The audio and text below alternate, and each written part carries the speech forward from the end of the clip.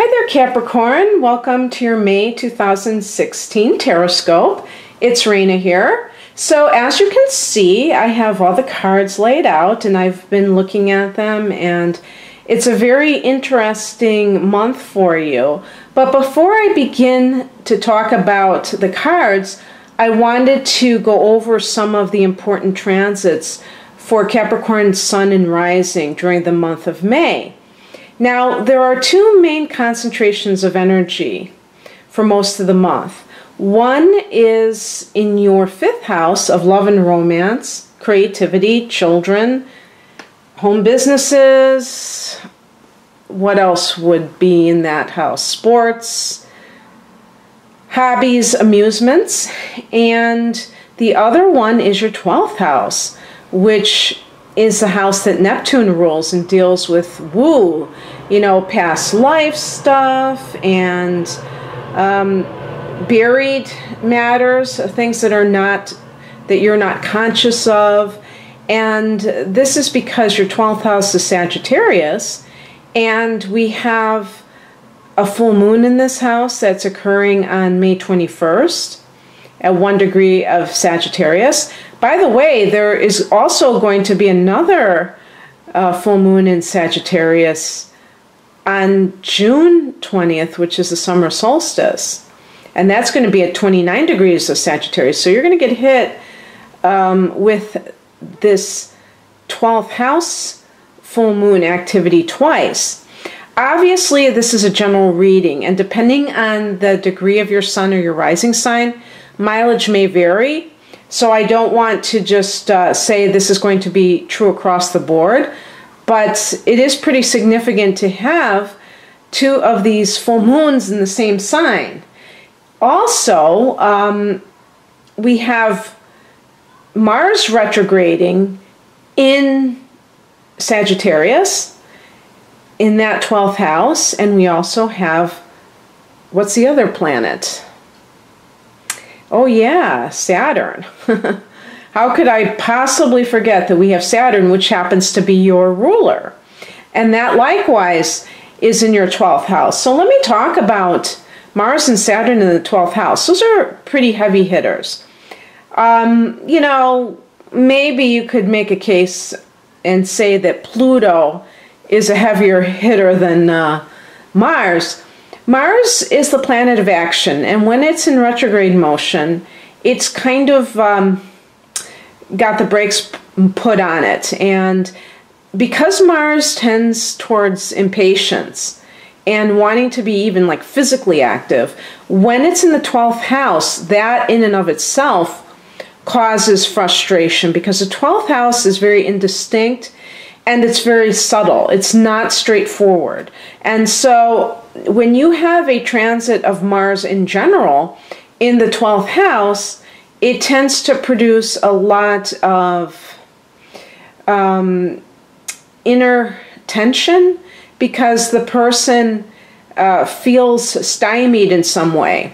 Now, in retrograde motion, Mars kind of chills out, but it can make things difficult to get off the ground sometimes. However, in the 12th house, this may turn out to be a bit of a blessing in disguise, because the 12th house is never about worldly ambition. The 12th house deals with spiritual matters, but it also deals with hidden matters and things that need to kind of come to the surface. So, for instance, when you see the sun there, which will, obviously occurs during the time that the sun is in Sagittarius for you, that's when it shines a light on this area and things can tend to be brought to your attention. However, with the full moon there, it can produce something of the same effect, because full moons can cause an awareness. And so I feel like for some of you, there may be some kind of revelation that you have about yourself, for instance. Maybe the ways that you trip yourself up. And this can come in a variety of disguises or vehicles to show you this. Because the 12th house can deal with self-undoing, such as addictions.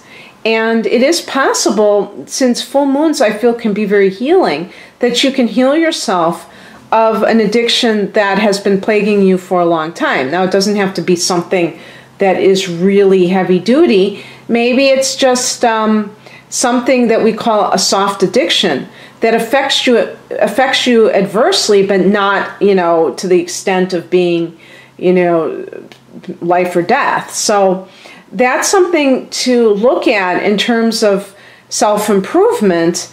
And the other thing too is that dreams may play a role in having this awareness come to you, because that you can have a more active dream life when you're having a full moon in the 12th house. There's a lot of psychic activity that is going on.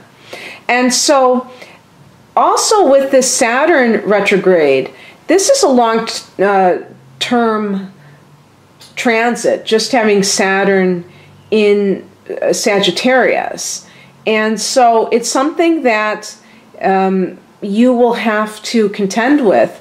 And when it goes direct, I feel like it's going to be more of the issue. In retrograde motion, it might be more of a review.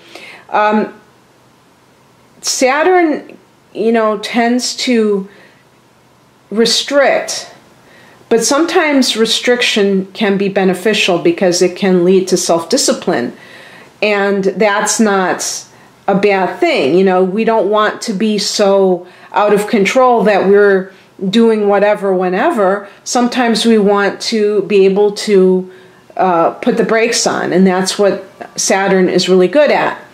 And in the 12th house, this can deal with, again, issues related to addiction, where maybe it's going to be made apparent to you that you're sabotaging yourself. And, since Saturn is your ruler, I think it's always a little bit modified to have Saturn in a particular house for a Capricorn individual or a Capricorn rising individual, even though, typically we would say that Saturn can exert a rather dour influence at times.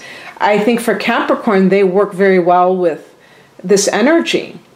And so during the retrograde period, look for ways in which maybe you can reflect on the things that keep you from achieving those ideals that are associated with spirituality. Maybe you are too pessimistic or skeptical, cynical.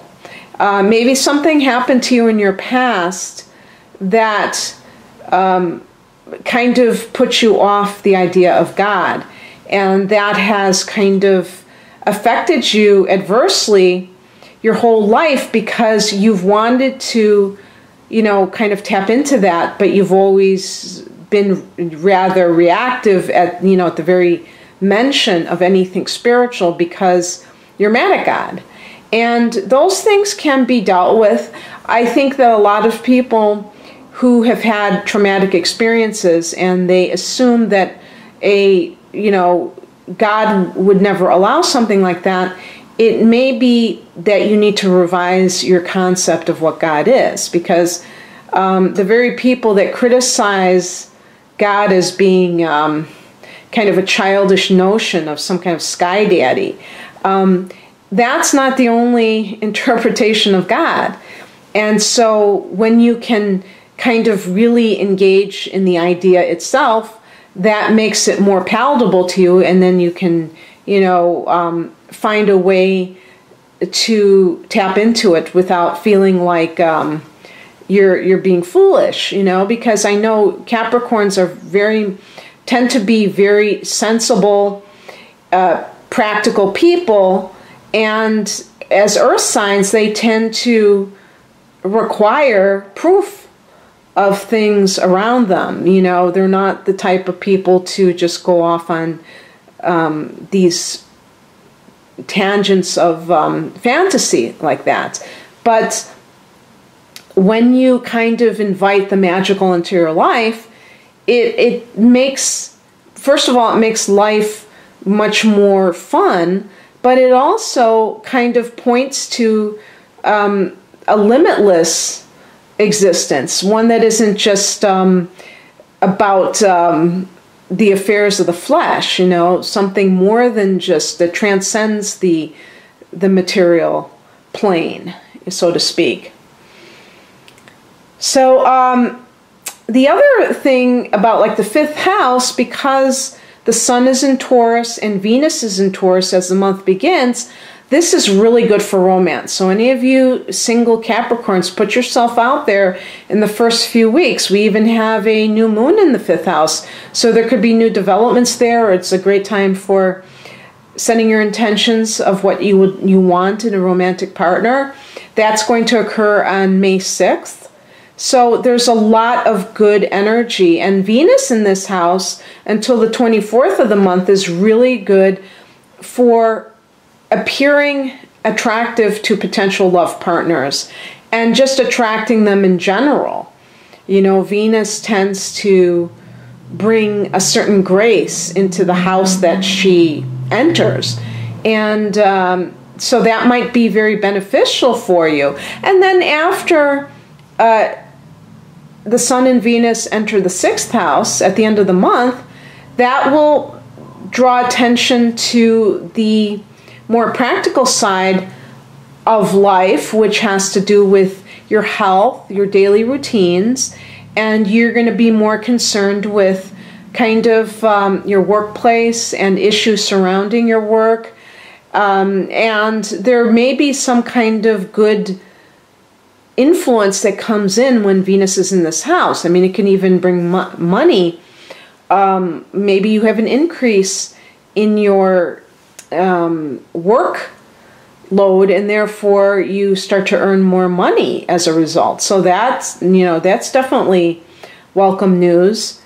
And so yeah, let me get to the cards, because I've been really going over my time with the other signs. Now that I'm filming, I tend to kind of forget where I'm at. So I've divided the month into 3 sections. You know, I'm calling the first section up until about the 9th when Jupiter turns direct.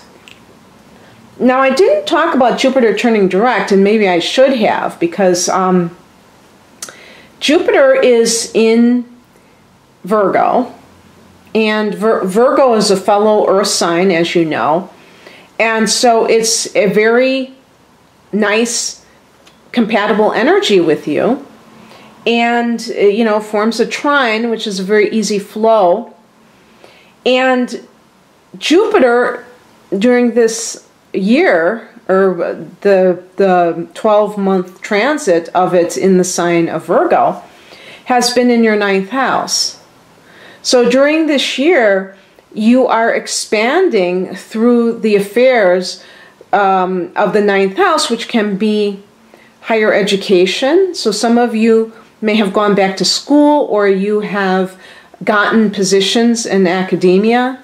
Maybe some of you have traveled, especially far away. The 9th house rules foreign travel. Foreign people may have figured into your life. And Jupiter brings luck and expansion wherever it lands. So there may have been some sort of expansion with these people that are not from where you're from. It also rules life philosophy, religion, so that may have been something that has been beneficial for you since last September. So basically, it has been retrograde Jupiter since January and will be going direct on May 9th. So this first period of time is up until that direct Jupiter. And the current situation at the beginning of the month is the King of Cups, and the action is the Six of Pentacles, and the outcome is the Lover's card in reverse. So I really get a strong relationship vibe from this. You know, obviously with the Lover's card in reverse, we can see that for some of you, you may be going through a divorce, because this Six of Pentacles I can think of as possibly alimony or some sort of court decision that, you know, distributes the money to the, you know, parties. Sometimes this can relate to inheritances, but given the Lover's card in reverse and given the King of Cups, which can be, I think this could even be like a judge. It could be somebody who's very caring, though. So maybe it has to do with a religious figure that you are consulting. But there could be somebody in your life who is a King of Cups that is figuring into your divorce. So maybe you've fallen in love with a water sign, which would be a Cancer, a Scorpio, or a Pisces individual. And this is the reason for you getting divorced, because now you're with this person. Or maybe he's the person who you are getting divorced from. Because I'm not going to say that because he's in the upright position that it means anything. He doesn't have to be a villain because you're getting divorced from him. You may just have a basic incompatibility. Maybe you are having an affair. But whatever is happening, I feel like there is some falling out that's occurring for some of you when it comes to a relationship. And remember that this is a general reading. And so it may feel like it doesn't have anything to do with you. Maybe this is a work situation. Maybe your boss is somehow front and center in your life at the beginning of the month, and maybe you're asking for a raise. Maybe you think that you're not getting what you deserve, and then there is some disagreement or even separation that results. In the middle period, we have the Ten of Cups in reverse, we have the Seven of Pentacles in reverse, and the outcome of the Eight of Pentacles upright. Now you see we have all kinds of Pentacles activity, my goodness. And since most of the month has a sun in an earth sign along with some other prominent energy in earth as well, and the fact that you're an earth sign, that should not surprise me. The Ten of Cups in reverse can indicate that there is something going on with the family, some disharmony. You know, maybe you were having, everything was fine, and then something happened that caused some sort of, you know, rupture. And it may have something to do with what transpired at the beginning of the month. This may be your personal family. This may have to do with a child, that maybe your children are, you know, reacting to your divorce. Remember that even with reverse cards, it still carries the energy of the upright position, and this is a very positive card. It's just blocked energy. So do not feel like when you see reverse cards, especially with the minor arcana, that it means anything so significant, because the minor arcana are really day-to-day situations. So even when you have the reverse position, it's just like the momentary frustrations. And of course, we're talking about a week and a half or so time span. So it's not like this long-lived kind of situation. But the reason I say this is, if this is a family issue, you might be impatient about trying to make something work. And you may just be saying, you know what, screw this, I'm going to, I got to take some sort of action. I can't take this any longer. Now, if this has to do with a family situation, and maybe if you're feeling this, maybe you get separated at the beginning of the month, I feel like you're going to try to make it work. And this is actually a very good sign, because it means that the other party is willing to work with you.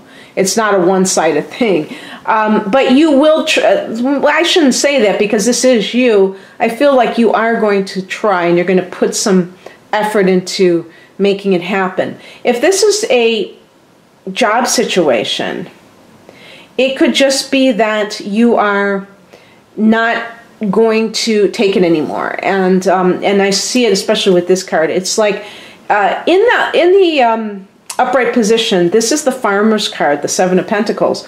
You know, you can see that there are leaves growing, and he's holding his hoe. And he's waiting for the harvest. And so it's a card that, you know, asks you to be patient. But in the reverse position, you're tired of waiting. And you're not quite sure it's really going to pay off for you to wait anymore. And so it might just be one of those situations on the job where maybe you were getting some kind of runaround and you trusted this King of Cups, who's very good at kind of playing you, or, you know, placating you, manipulating you into staying and shutting up, that you were going to get, you know, fairly compensated, or, you know, it doesn't have to be just monetarily, it could be in terms of position. Maybe you were promised a promotion and this boss says, oh yes, it's coming down the pike, and you know, you see the writing on the wall. You realize that he's just trying to keep you there, and he has no intention of giving you what you want. So it could be that what happens is you decide, I'm going out on my own. I'm going to do, or you may not go on your own. You may stay with your job, but you may say, I'm going to start something on the side based on one of my hobbies, and that is going to be what I'm going to intend to be for my main source of income. It's just not right now that this is going to happen. So that's, it's kind of like taking the initiative in terms of that. And as I said, we do have a new moon in the 5th house on May 6th, so that might be the time when you start your own business. Of course, I should say that we have a Mercury retrograde in this house as well. And so this is going to be until about the 22nd of the month. So any kind of endeavor that you start, you do have to kind of make sure that it is kind of sound, or wait until Mercury turns direct, because typically people are advised not to start things during a Mercury retrograde due to a lot of things possibly going wrong. However, I do place some stock in personal intuition, and I feel like if you are very careful, you can, you know, launch anytime you want. You just might have to prepare for some little blips along the way that need correction. So you just decide for yourself what's right for you. Now, before I go into the last period, I just want to say that the card I picked as the overall energy is the Ten of Pentacles. This is associated with inheritances. But, you know, in general, it can mean a lot of prosperity, okay? A lot of prosperity, a lot of family, money, family assistance. So if you are getting divorced, you may not have to worry about how are you going to raise your children if you're a single parent. You may have family that steps in and helps, but it's really not just about getting by, but it's really about being comfortable in your home and having a very nice lifestyle. So that's really wonderful for you in the month of May. And then in the last third of the month, we have the Tower as the overall energy, and the advice being the Emperor, and then the outcome being the Seven of Wands. And so there may be something that kind of shocks you that happens. And if you have been dealing with some sort of a strange relationship, maybe you find out something through the grapevine about your ex that you had no idea. And an example would be that they have a secret child, or they were married the whole time and you thought they were just with you. and you thought that, oh, they went to another person, but you didn't know that that person is their spouse. Something very, a surprise, but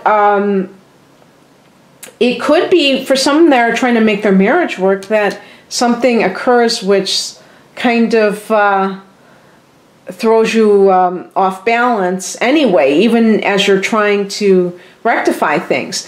I feel like that full moon could be a catalyst for all of this. And remember too that the full moon, even though it's happening on the 21st, the reverberations of that may not be for days afterwards. So that may have some tie-in.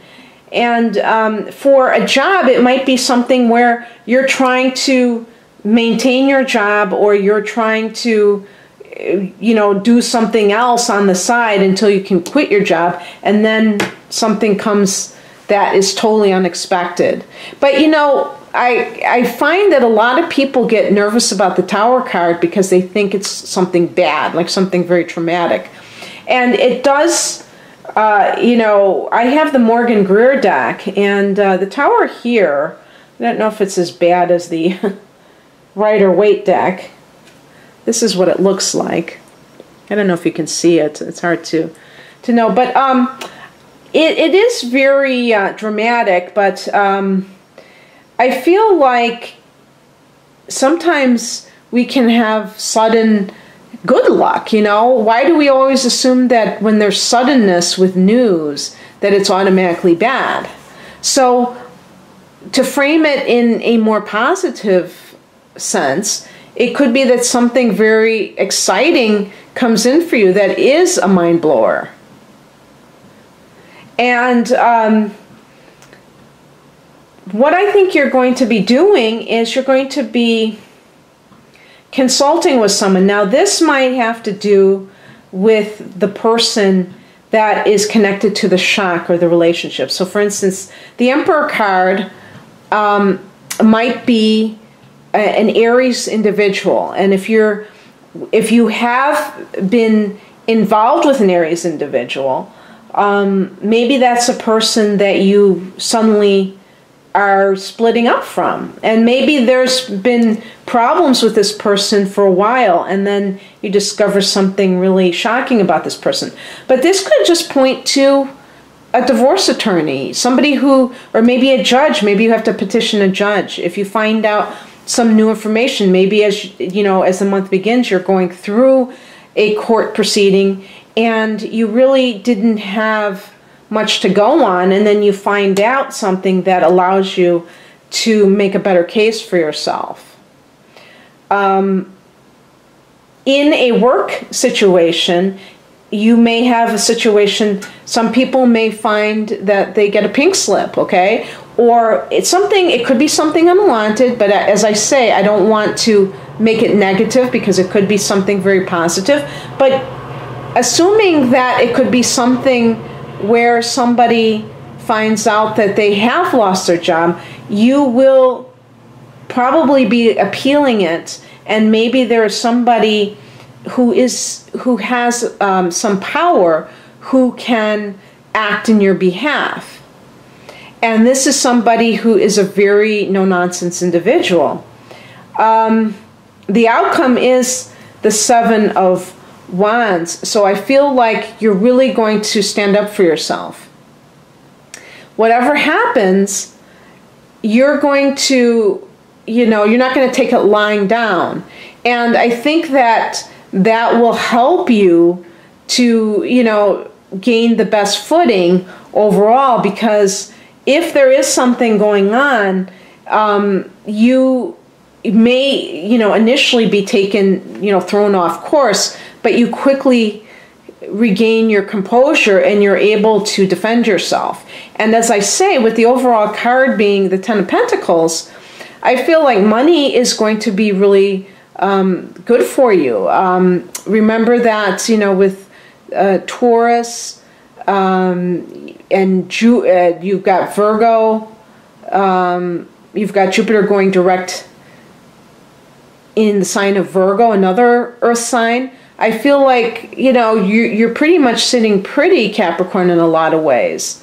So I think that you're going to have a really good month in May, even though there may be a little bit of drama happening, especially, you know, personally, romantically. Remember that you do have Venus and a new moon in the 5th house for a lot of the month. So definitely opportunities to fall in love if, you know, you're not with your spouse at the moment, as this card suggests for some of you. So what I'm going to do is I'm going to pick a law of attraction card to round off the reading. And this is from the Abraham Hicks material. And I love the artwork on this. It's really beautiful. I'm going to hold up the card when I pick this one. Okay, I'm going to pick this one. I don't know if I picked this for another sign. This one says, I get what I think about, want it or not. And this is what it looks like.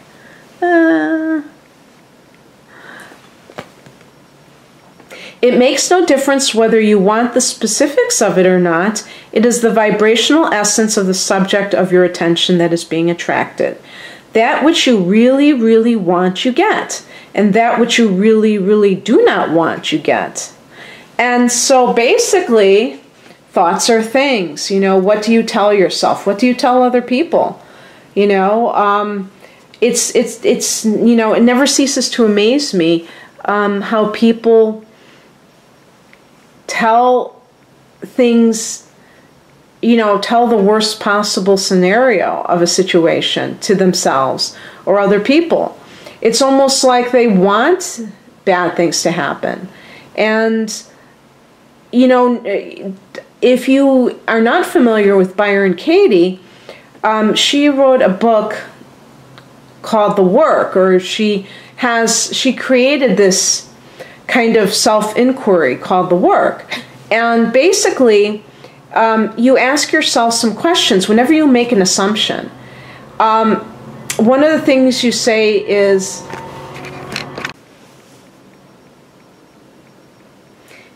that true? And it helps to frame your statements. So, for instance, if you say, I'm never going to be able to finish my degree. Let's say you've gone back to college and you're in your 30s and it seems like an uphill climb. And you know, something always seems to crop up. And you say that to yourself, and you say it to other people, I'm never going to finish my degree. You say to yourself, is that true? Do you know that for a fact? So in other words, if you don't know something for a fact, why would you state it so, you know, confidently? I like, you know, Dr. Wayne Dyer, who made his transition last August, always said something which resonated with me. And he said, if you have two thoughts to choose from, why would you choose the negative one? And it's so true, you know. I think he gave the example of somebody who said, I'll never win the lottery because I've tried and I've never done it. Well, you know, why would you think like that when there's always the potential for something to happen? Now, obviously, I'm not encouraging people to gamble. That was just an example that he gave. But what I'm saying is that if you watch what you tell yourself, and it's also the story that you tell. Do you tell the story of your past? And do you kind of relish some of those, you know, sad sack things that have happened? Because some people identify with those things and they don't realize that they're being defined by their past, and their past is no longer in play. Even though you remember the past, there's nothing about the past that is real anymore for you. So there is no reason to focus on it in any way, whether it be to refer to it as somehow germane to what's happening now, or whether or not to use it as a reason for why you have to be in a certain place right now. It doesn't make any sense to talk about the past.